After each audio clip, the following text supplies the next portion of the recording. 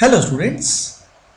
In the previous videos of biomolecules part 1, part 2 and part 3 you have read about glucose, fructose and many things more. इस video में आप लोग जानेंगे polysaccharides के बारे में which are actually polymers. They are polymers जिसमें बहुत सारी छोटी छोटी यूनिट्स आपस में जुड़ते हैं और जुड़ने के बाद वो पॉलीसैकेराइड्स बनते हैं, यानी बहुत सारे सैकेराइड्स यानी शुगर यूनिट्स आपस में जुड़ते हैं। तो इसमें दो जो अपने कोर्स में है, they are first one is starch and the second one is cellulose. तो आइए सबसे पहले देखते हैं स्टार्च और उसका प्रैक्टिकल रिलेवेंस क्या है, पहले उसको जानेंगे और फिर उसका थ्योरेटिकल रिलेवेंस को जानेंगे। देखिए स्टार्च जो होता है प्राइमरीली उसका यूज जो होता है, इट इज़ एनर्जी जो स्टोर होती है प्लांट के अंदर, जो फूड स्टोर होता है it is stored in the form of starch. तो आप सभी ने फोटोसिंथेसिस के बारे में सुना होगा। उसके बाद जो फाइनली फूड स्टोर होता है it is stored in the form of polymer known as starch. और ये जो प्लांट को हम कंज्यूम करते हैं तो बेसिकली स्टार्च हमारे फूड का बहुत ही असेंशियल कंपोनेंट है, जैसा कि आप यहाँ देख सकते हैं। जैसे कि ब्रेड में, सीरियल्स में, pasta, chestnuts, beans, potatoes, rice, in everything there is so much of starch और उसको रेगुलरली हम कंज्यूम करते हैं। तो देखिए स्टार्च जो होता है it is a polymer of alpha D glucose. ये अल्फा डी ग्लूकोज का पॉलीमर है, यानी बहुत सारे अल्फा डी ग्लूकोज के यूनिट आपस में ज्वाइन होते हैं। अब ये कहाँ से ज्वाइन होते हैं ये भी बात आपको ज़रूर जाननी है। They are joined by C1 and C4, यानी दो यूनिट्स का C1 और C4 आपस में क्या करते हैं, ज्वाइन करते हैं और ज्वाइन करने से स्टार्च बनता है। अब देखिए स्टार्च जो होते हैं एक्चुअली इसके दो कंपोनेंट, दो तरह की चेन इसके अंदर होती है।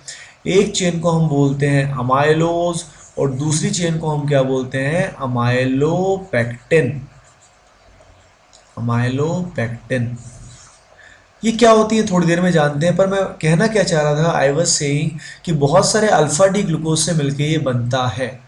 तो बेसिकली जब स्टार्च को हम कंज्यूम करते हैं तो स्टार्च का ब्रेकडाउन होने के बाद हमें मिलता क्या है, अल्फा डी ग्लूकोज ही तो मिलता है। आइए अब देखते हैं केमिकली इसका स्ट्रक्चर कैसा होता है। तो देखिए मैं जैसा कि मैंने बताया था इसकी दो तरह की यूनिट्स होती हैं। एक तो होती है इसकी amylose and the second one is amylopectin. तो देखिए सबसे पहले अमाइलोज के बारे में जानते हैं। अमाइलोज जो चेन बनती है ऑब्वियसली ये बनेगी अल्फा डी ग्लूकोज की यूनिट से, और इस वाले केस में जो लिंकेजेस होती हैं they are C1C4 glycosidic bond.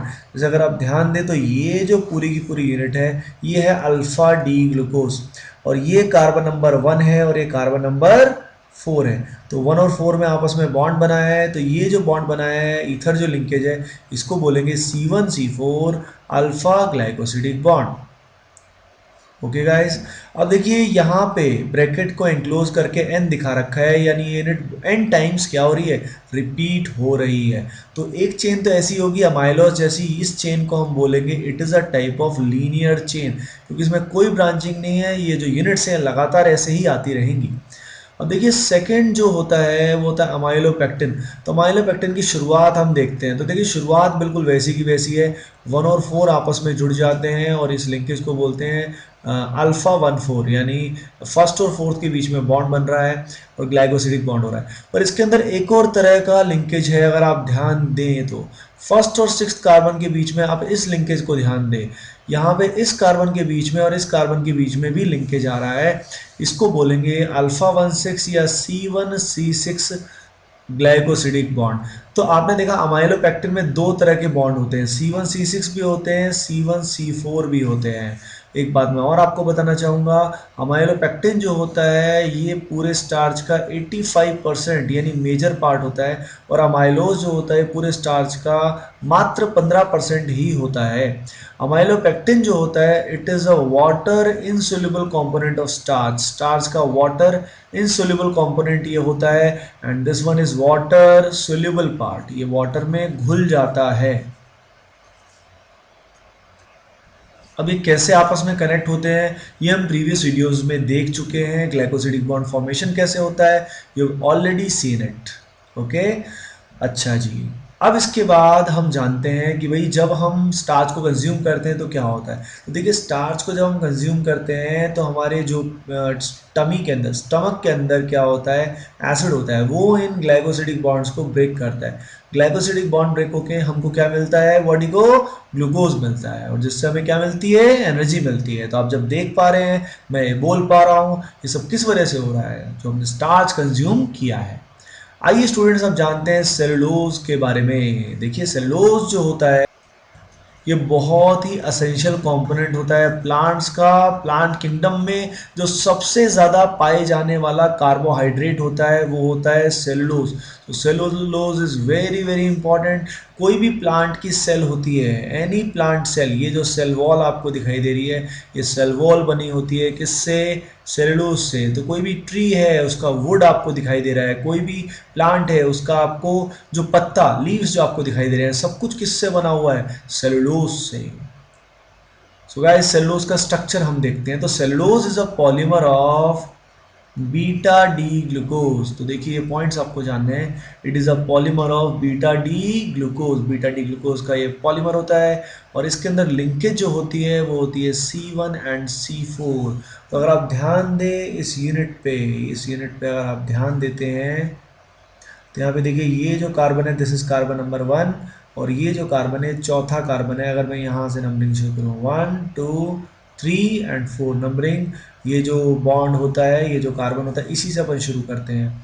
तो ये लिंकेज हुई 1 एंड 4 के बीच में, और इस लिंकेज को हम क्या बोलेंगे, beta C1 C4 glycosidic bond. Glycosidic इसको बोलते हैं। आई होप आपको ये याद होगा, प्रीवियस वीडियोस में हमने इसकी बात की है। और बीटा क्यों बोला गया, क्योंकि जिस यूनिट ने इसको फॉर्म किया है दैट इज बीटा। ये बॉन्ड ऊपर की तरफ जा रहा है, तो उससे देख के हम बता भी सकते हैं कि ये बीटा लिंकेज है। तो आपने देखा यहाँ पे सब जगह ये लिंकेज क्या हो रही है, रिपीट हो रही है। So guys this was cellulose. So let us revise, let us summarize what you have learned so far. You have seen these are polymers, starch and cellulose. Starch हमारे फूड का essential component है, और plants में energy store जो होती है वो starch के फॉर्म में हो जाती है। It is a polymer of alpha D glucose. ध्यान देना, अल्फा डी ग्लूकोज, जिसके दो पार्ट होते हैं, amylose and amylopectin. You have seen amylose के अंदर C1 C4 लिंकेज होती है, अमाइलोपेक्टिन में दोनों तरह की लिंकेज होती है, C1 C6 as well as C1 C4। ये मेजर पार्ट होता है and this is minor part. ये लीनर होता है एंड अमाइलोज इज ब्रांच्ड। ये ब्रांचिंग कहाँ हो रही है, I hope you can see yourself. उसके बाद सेलुलोज हमने देखा, ये जो प्लांट की सेल वॉल्स हैं सारी की सारी किससे बनी होती हैं, सेलुलोज से बनी होती हैं। तो और finally we have seen it is a polymer of beta D glucose, जिसके अंदर लिंकेज होती है C1 C4 beta glycosidic bond. So guys, I hope you like the video. Please share and subscribe as much as you can. Thank you.